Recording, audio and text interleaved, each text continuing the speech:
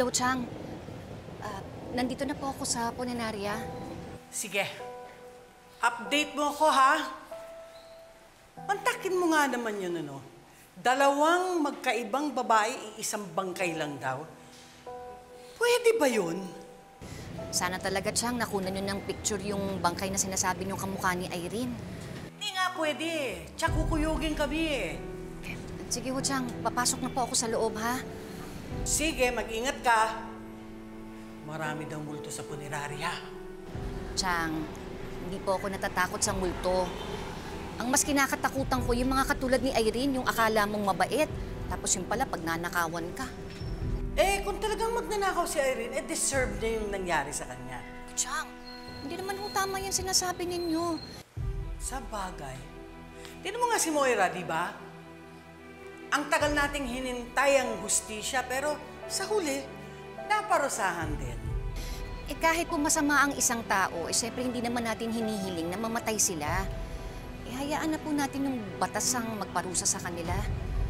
Eh, sige ho, Chang, papasok na po ako sa loob, ha? Balitaan ko na lang po kayo. Sige, Lynette. Balitaan mo ako agad, ha?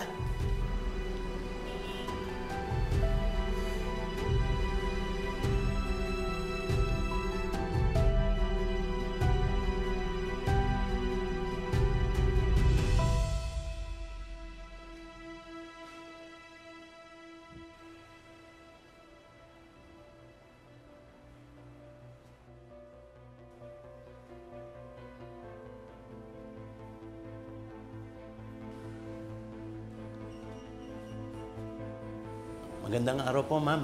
Ano po bang maitutulong ko? Hinahanap ko po kasi yung bangkay ng kaibigan ko. Baka lang po kasi nandito sa puninarya ninyo. Meron po ba kayong litrato ng kaibigan mo? Ay, meron po. Ito po.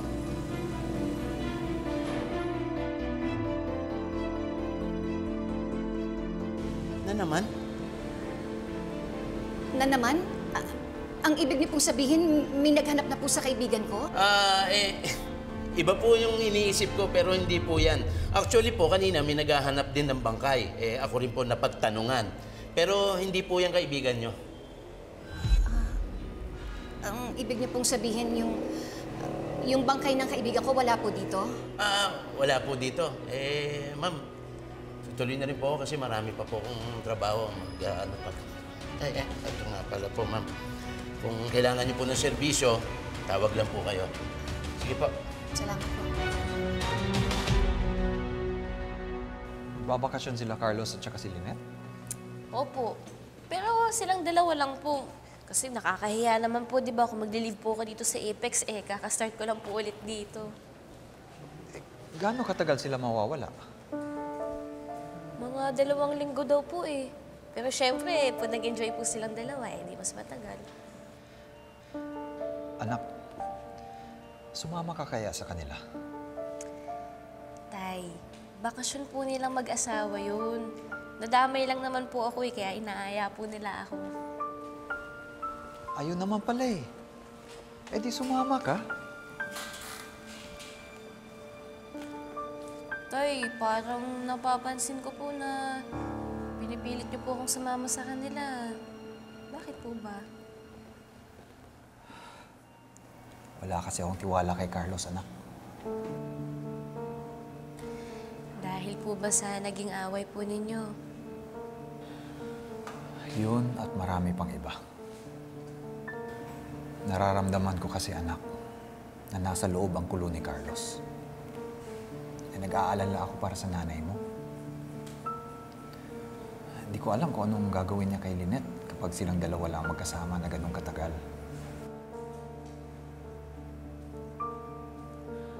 Kaya please, anak, sumama ka.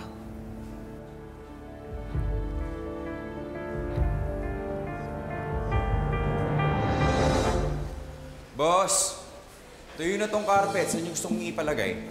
Lagyan mo na lang doon sa stock room. Kuya, sandali lang po. Mukha po kasing pamilyar yung carpet Pwede ko bang makita?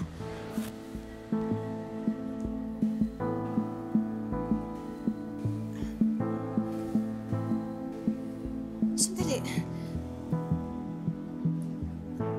carpet namin to Bakit po ito napunta dito? Ano ginagawa ng carpet namin dito? Ma'am, baka naman po kamukha lang to kasi po ilang piraso din binili ko nito eh. Ito yung ginagamit din dito sa Puninarya. Boss, hindi naman natin binili ito eh. Di ba dito nakalagay yung babaeng patay nung nakaraan? Patay? Opo, yun natagpuan dun sa may ilog.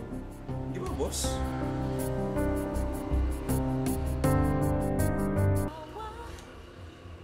Kuya, tapatin niyo nga ako.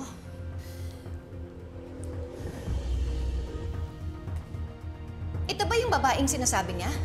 Ito ba yon?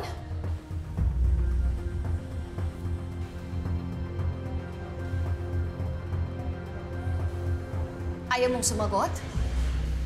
O sige, tingnan natin kung hindi gagana yung dila mo kapag pulis na ang nagtanong sa inyo.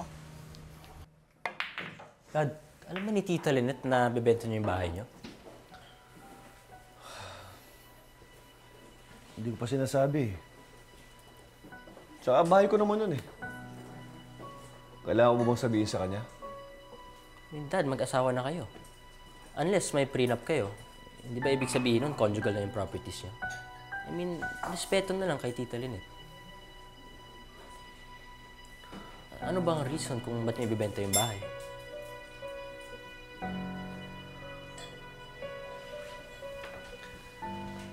Feeling ko, malas yung bahay na yun eh. Malas sa amin ng Tita Lynette mo.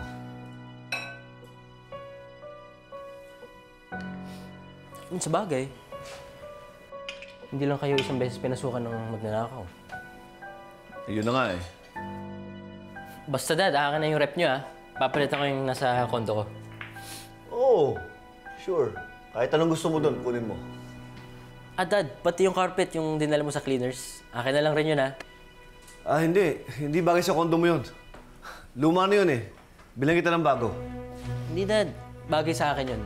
Nakikita ako na nalagay ko doon. So, yun na lang sana kung okay lang. Alam mo, Harry, gusto ng Tita Lynette mo yun eh. Tatanungin ko na lang si Tita Lynette kung pwede akin na lang.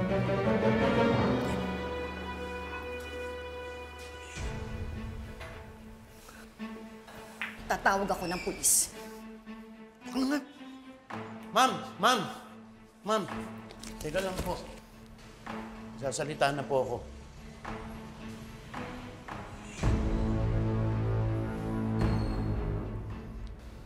Tatanungin kita ulit. Ito ba yung babaeng tinutukoy ninyo?